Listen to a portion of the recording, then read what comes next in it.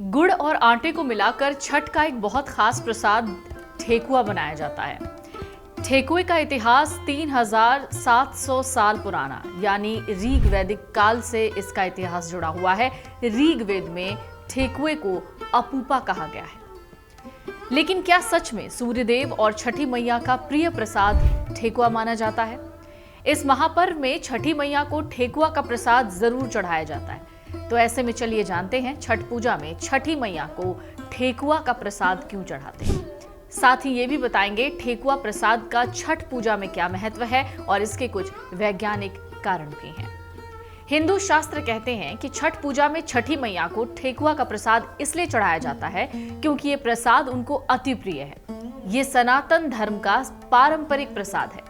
इस प्रसाद को शुभता, समृद्धि और संतान प्राप्ति के लिए चढ़ाया जाता है। ठेकुआ के प्रसाद के बिना छठ की पूजा नहीं हो सकती, या यूं कह लें कि ये अधूरी होती है।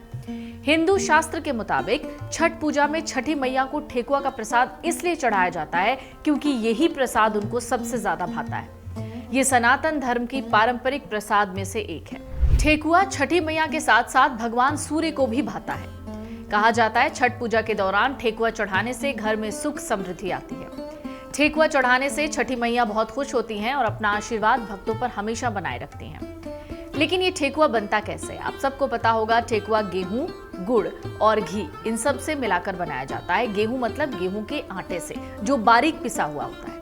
ये चीजें सूर्य की तरह ही तेज और ऊर्जावान मानी जाती हैं, जिन्हें छठ पूजा में पूजा जाता है। शास्त्रों में ये बताया गया है कि ठेकुआ का भोग लगाने से व्रती के घर में सुख और समृद्धि आती है, कोई कमी नहीं होती। ठेकुआ बनाने के जो नियम हैं वो दरअसल बड़े सख्त हैं। ठेकुआ बनाने के लिए पहले तो साफ सफाई के साथ साथ मिट्टी के चूल्हे पर इसे बनाया जाता है। ये छठ पूजा की पवित्रता और भक्ति को दिखाता है। ठेकुआ का इतिहास ऋग्वेद काल, वैदिक काल से जाना जाता है। माना जाता है जब लोग खेतों में सूर्य की उपासना करते थे, तब प्राकृतिक और बिना तेल वाले भोजन को प्रसाद के रूप में ग्रहण करते थे। धीरे धीरे ये परंपरा बिहार, उत्तर प्रदेश, झारखंड, नेपाल के तराई क्षेत्रों में छठ प्रसाद के रूप में स्थापित हुई। पुराने लोकगीतों में भी ठेकुआ का उल्लेख है। छठ में व्रती खुद अपने हाथों से ठेकुआ बनाती हैं, बिना किसी बाहरी संपर्क या अशुद्धता के। ये प्रसाद सूर्य देव को अर्पित किया जाता है, फिर परिवार और समाज में से बांटा जाता है।